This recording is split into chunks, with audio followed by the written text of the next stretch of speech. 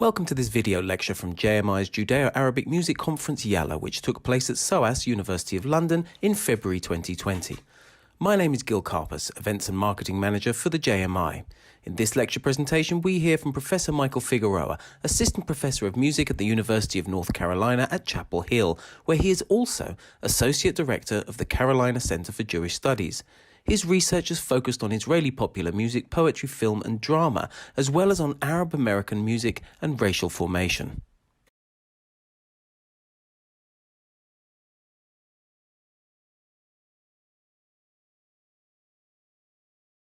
First, I want to say thank you to the conference organizers, my fellow panelists, and everyone who's contributed to this wonderful conversation so far. It's a privilege to join you and to make my own contribution, which I believe will come from a somewhat different perspective. Over the past 2 years, I've begun a new research project on music and racial awakening in Arab America.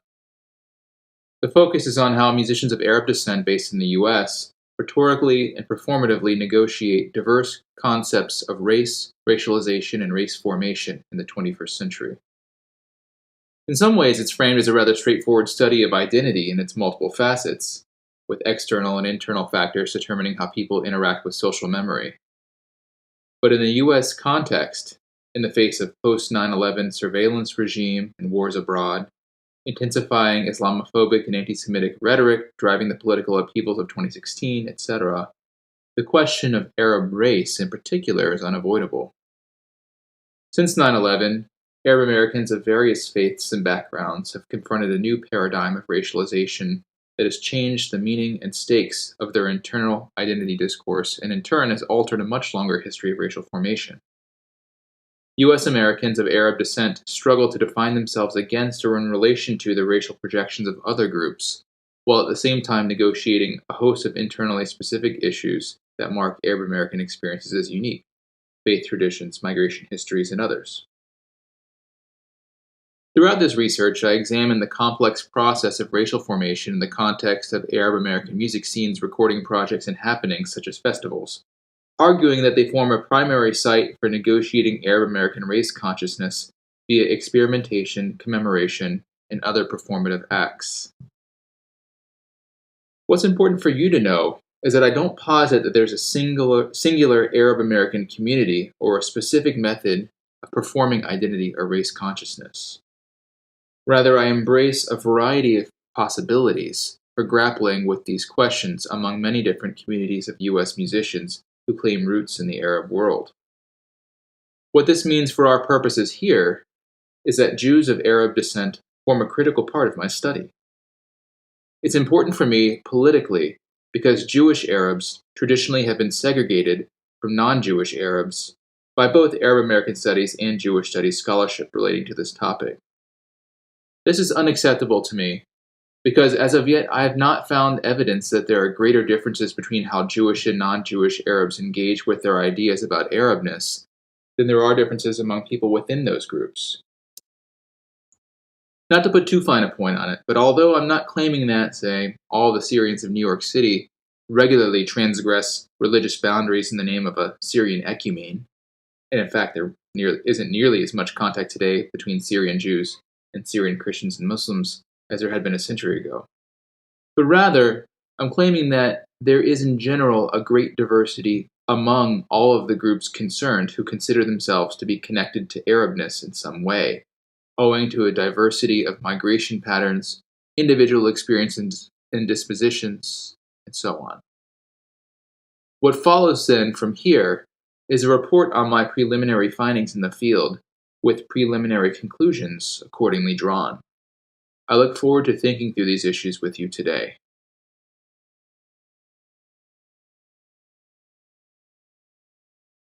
But first, a bit of invocation. In her essay, Dislocated Identities, Reflections of an Arab Jew, Ella Shohat writes, quote, "Living in North America makes it even more difficult to communicate that we are Jews and yet entitled to our Middle Eastern difference, and that we are Arabs and yet entitled to our religious difference, like Arab Christians and Arab Muslims. In an American context, we face again a hegemony that allows us to narrate only a single Jewish memory, that is, a European one.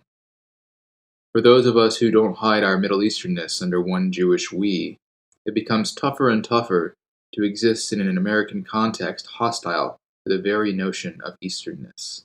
End quote. And in his recent book, When We Were Arabs, Masoud Hayyoun writes, quote, "In this world, I am an Arab first and last. Judaism is an adjective that modifies my Arabness." End quote. As Edwin Sarusi so deftly covered for us yesterday during his keynote, the power of naming has been privileged in the genealogy of the critical identity discourse for Jews of Arab descent. Circulating among intellectual circles are labels such as Arab Jews, Jewish Arabs, Mizrahim, Sephardim, more nationally specific hyphenated identities like Syrian Jewish, Moroccan Jewish, and so on and so forth. A preliminary finding in my research on US-based communities is that, in contrast to many other identity-oriented discourses, or if you like, movements, so here I'm thinking about transitions from terms like Negro to African American to Black, from Hispanic to Latinx and Chicanx, etc. For some American Jews with Arab ancestry, the terms of engagement have little to do with these labels and more to do with an embrace of the pluralities and contradictions inherent to many possible identity configurations. To apply a bit of reductive semiotic terminology, for musicians in particular, the signifier, or the name, seems to matter far less than the signified, what's behind it, the trappings of identity.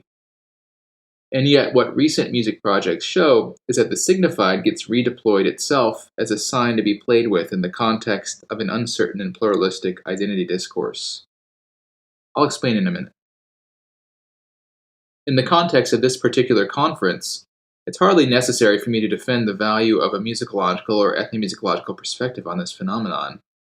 But it is worth noting that both of the non-musicological authors I quoted before, Shohat, scholar of cinema, and Hayyoun, a non-fiction writer, use musical sound to signify the Arabness of their respective Iraqi and Egyptian-Tunisian Jewish experiences. Yesterday, Jonathan Glasser mentioned that Shohat leaves music as a gray area in her recent work on the invention of Judeo-Arabic. But in her earlier essays geared more explicitly toward cultural critique, the sound of Iraqi liturgy serves as an important signifier of Arabness. She writes, quote, "If you go to our synagogues, even in New York, Montreal, Paris, or London, you'll be amazed to hear the winding quarter tones of our music, which the uninitiated might imagine to be coming from a mosque." End quote. Hayyoun's stories of growing up with his grandparents are filled with references to Egyptian film songs, names like Mohammed Abdul Wahab and Layla Murad, who, by the way, Hayyoun did not know was Jewish until later in his life. So he mentions watching Arab American music television and buying bootleg videotapes and sound recordings from an Armenian Lebanese purveyor. He states the importance of these things unequivocally, quote, "Film and song were how Arabness was transmitted to me," end quote. In my estimation, the primacy of sonic signifiers for this identity discourse provides an opportunity for ethnomusicologists to think about how Jews with ancestry in the Arab world are fitting into a shifting landscape of racialization and race formation in the 21st century United States. To this end, I've been working with a New York-based musician named Andy Dushey, who has a recording project called Halabeats, which includes eclectic electronic remixes of Sephardic sacred liturgy associated with Halab or Aleppo. Before we get into the details of the project's genesis and Dushey's thoughts about identity and religious practice, I'd like to get the sound of the project in your ears, beginning with the track called Anenu.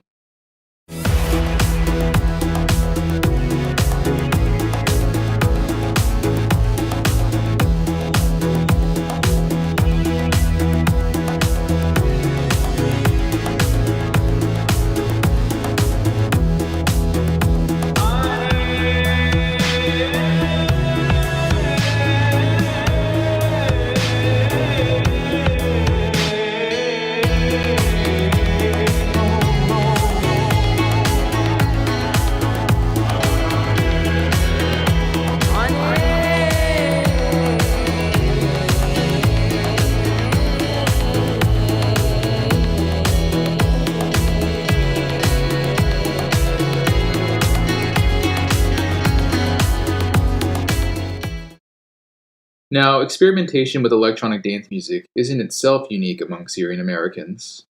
One of the most famous Syrian musicians currently operating within the U.S. is Samar Saim el-Dahr, otherwise known as Hello Psych Aleppo, who is known for a thorough integration of eclectic Arab music samples into a complex and hard-hitting electronic musical texture. I saw his set at the Yallah Punk Festival in 2018, and it was really something. But I'll save that discussion for another time. Suffice it to say that, stylistically speaking, Andy Dushey is in good company. Now, Dushey's family history complicates easy narratives of Jewish identity centered on Edot. His father's side is Syrian, with a grandfather who immigrated directly from the Gaziantep region north of Aleppo, and a grandmother who immigrated via Egypt, as was possible if not common during Ottoman times. His mother's side is Ashkenazi. His grandparents are Holocaust survivors from Poland. He grew up in Westchester, New York, with some connections to the tight-knit Syrian Jewish community of Brooklyn, but without the regular cultural practices such as food preparation, shul attendance, and so on, that he has articulated to me as a marker of Syrian Jewish authenticity that makes the Brooklyn community special. He grew up in a predominantly Jewish but Ashkenormative environment that really shaped how he configures all of the moving parts of Jewish and, if you like, Arab identities introduced so far. The concept of Sephardism created a sense of minoritarianism within that environment. Consider his discussion of preparing for bar mitzvah in a predominantly Ashkenazi Hebrew school. And sat us down with a cassette tape, and I don't even know, I guess they didn't appreciate the different nuances of whether you're, of Yemenite descent or Tunisian descent, which was one of my friends was, or Syrian like me. I don't even know who this guy was on this cassette tape and what they were teaching us. So it was sort of a joke, and they didn't really put any thought into that. During our interview, he kind of laughed this off and chalked it up to a not particularly harmful kind of ignorance. However, as I would learn through our discussions, the actual particularities of Sephardic liturgy and the Halabi tradition are absolutely paramount in his identification with the culture of his paternal ancestors. Even though he's half Polish, he reports always being more invested in a Syrian identity. And this has all to do with what he describes as the strength of Sephardic music. Everything is done out loud. So even if you're not really connecting or not observant or not, religious or whatever term you want to use, you could doze off and the cantor, the Hazan, is saying everything out loud. And he's pronouncing every word in a very specific way, and he's singing and chanting, and when the congregation answers, it's with more authority, like Amen, instead of Amen. Or, when you sing a song, it has, again, more passion and strength. And I think if you spent 10 minutes in an Ashkenazi synagogue and then 10 minutes in a Sephardic synagogue, you would see in a second what I'm talking about. Yes. So, even to this day, when I sit in a Ashkenazi synagogue, I feel not lost, but just zero connection. And when I'm in a Sephardic synagogue, you just feel that burst of energy and passion and strength. As with Masoud Hayyoun's narratives about listening to old Arab records and films with his grandparents, Dushey fondly remembers his father's Arab records playing in the house while he was a child. Unlike Hayyoun, however, mixed into these recordings of film and popular song were plenty of commercial recordings featuring Syrian cantors. This repeated exposure through home hearings and especially through synagogue participation adds up to the fact that the strongest sense of Arabness for Dushey comes via Sephardism and its sonic vernacular, which is represented by the music of a synagogue, and this music represents what he describes to me as, quote, powerful joy, quote, on the intertwined levels of textual meaning and, more importantly for him, the melodic materials of Sephardic liturgy and the participatory nature of its performance within the space of the synagogue. It's all read one line by the cantor or somebody in the congregation, and then the entire congregation answers together. So also, Anenu Elohei Abraham, Anenu. And then when the Chazan gets into it, I can't sing like the Chazan, but it's so powerful. Due to Dushey's liturgy-centric understanding of his Syrian Jewish identity, I refer to his approach as Sephardism, here understood as a cosmopolitan complex of Arab-identified forms of liturgical practice that inform diasporic continuity, conservation, and, at least at the level of Dushey's Halabeats project, remixing. The Slichot melody in particular would prove to be hugely important in the genesis of the Halabeats project. Dushey described the melody to me as an earworm that lived with him for years before he decided to do something with the melody. His production process involves gathering recordings of cantorial singing, both from old records like the ones his father used to listen to, or through field recordings he finds through online research. He then composes around this melody by finding analogous musical structures from the electronic idioms within which he works, house, chill house, and so on, and running with them, creating a sound that brings together sampled vocals, live instruments, so guitar, bass, and keyboards, synthesizers, drum machines, and studio processor effects. Here he is describing his process to me. When you sing any song without instruments, you could usually sort of beat your hand to it. So like, right? And with electronic music, especially with house music, that kick drum, the four on the floor, boom, boom, boom, is what drives the music. And so I don't know, I just started, I can't think of the specific day when this came to me or anything like that, but, you would sing the song. As a quick aside, I have to point out how Dushey's description of commingling musical elements to bridge Old World and New World sounds in order to forge a uniquely diasporic musical end product is strikingly similar to how many of the non-Jewish Arabs with whom I work describe their processes, which to be sure yield very different musical innovations. The Syrian-American rapper Omar Effendim, for example, just posted on his Instagram page 6 days ago the following statement, quote, "I grew up studying the Arabic language and poetry every single day, while also admiring the powerful and raw lyricism that became indicative of 90s, early 2000s hip-hop culture. I began to draw parallels between the two, and slowly created a sonic space for myself that married the love I have for both linguistic art forms, in turn helping to reconcile my existence as a Syrian Muslim immigrant in America at this complicated historical juncture. But if you told me back then that this path would eventually have me standing in a Southside Chicago classroom extolling the virtues of the two lyrical traditions I hold dear, in a sincerely authentic way, to dozens of black and brown youth who also share a genuine interest in both, I probably would have had a hard time believing you." End quote. Although Effendim is far more invested in oral poetry than on musical composition as such, as I hinted near the beginning of my talk, these sorts of parallels are something I'd like to explore in the future. I'll return to this idea at the end. Now, one theme of our discussions thus far, particularly in Jonathan Glasser's and Mark Kligman's presentations yesterday, was the centrality of language and oral performance to many people's understanding of what is signified by, quote, Judeo-Arabic, end quote. One thing I'd like to note is that Dushey states pretty firmly that the textual meanings of specific liturgical songs, such as Slichot, did not have much of an effect on his creative choices in remixing the songs, even though the track titles are listed. Melodies are absolutely paramount for his thinking about musical signifiers of Sephardism. He insists on this point. He doesn't suggest that the value of liturgy within the synagogue is completely divorced from text, but rather that melodic and participatory aspects of liturgy are the primary source of his emotional connection. Sephardism for him is visceral, not textual, a feeling of vibrations rather than grammars. And so, for example, he doesn't necessarily think about the penitential nature of Slichot prayers while writing the music and try to translate their emotional content stylistically.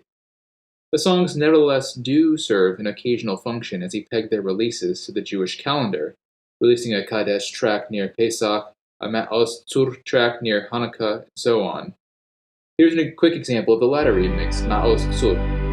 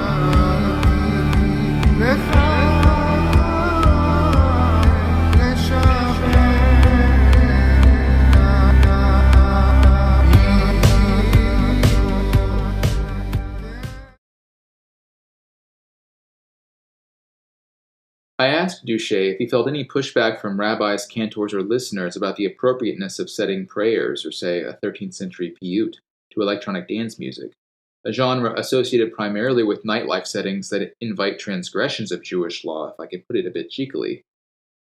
He reported that although no one had explicitly condemned his music, he's gotten the sense that the cantor at his synagogue isn't thrilled with these musical transformations, although he's unclear on whether this is a question of ethics or aesthetic taste. For his part, Dushey claimed to me that remix enhances, his words, the religious and cultural meanings of liturgical source material, repeating several times to me that, quote, music is music, unquote. He furthermore points to a broader proliferation of religious popular music in the Anglophone sphere, both Jewish and Christian, and cites the Australian punk band Yidcore as an example of stylistic boundary pushing within this phenomenon. I would also point out that an easy commingling of religion and entertainment is perhaps the most Middle Eastern thing about this project, and of course that the juxtaposition of piyut in particular with popular music styles is far from taboo in a 21st century Israeli setting. The Halabeats project continues. Totaling 9 released songs so far, Dushey has 5 or 6 more rough cuts and plans for more. He also works with Ladino songs as a parallel project, although we have not had a chance to speak about these in detail yet. Now, I'm not sure that Dushey's experiences are generalizable to a larger sense of collective Syrian Jewish, Arab Jewish, or Jewish Arab identity. But as I indicated at the beginning of the talk, this may not be the point, really. My mode of operation in this research thus far has been to embrace musicians' individual and idiosyncratic ways of engaging with their ideas about Arab or Middle Eastern heritage, and to cast a wide net that does not essentialize religious communities into neat factions whose experiences are fundamentally incomparable. It's a way of celebrating difference rather than eliding it in the name of some pan-Arab collective identity that would erase the specificities of, say, Syrian Jewish and Syrian Muslim expressions.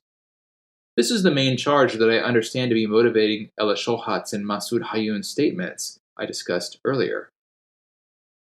And so by way of conclusion, I'm going to let things go off the rails slightly, and I hope you'll follow me there, as I think the nature of this conference makes it an appropriate setting to explore this idea. Working on Arab Jewish, Sephardic, or Syrian materials, whatever you might want to call them, as I said, naming them may not be the point. Andy Dushey used these terms all more or less interchangeably in order to articulate an idea that actually inverts Masoud Hayyoun's provocative statement. For Dushey, Arabness is an adjective that modifies his Judaism. That is his worldview, developed in a U.S. context in which his Jewish identity is both positively defined through faith and family, and negatively defined against anti-Jewish and anti-Arab racism. We discussed the simultaneous value and danger of minoritarian identity politics in a world where tribalism has come to define the regressive political movements of our time, a phenomenon with which I believe you're familiar in this formerly European country.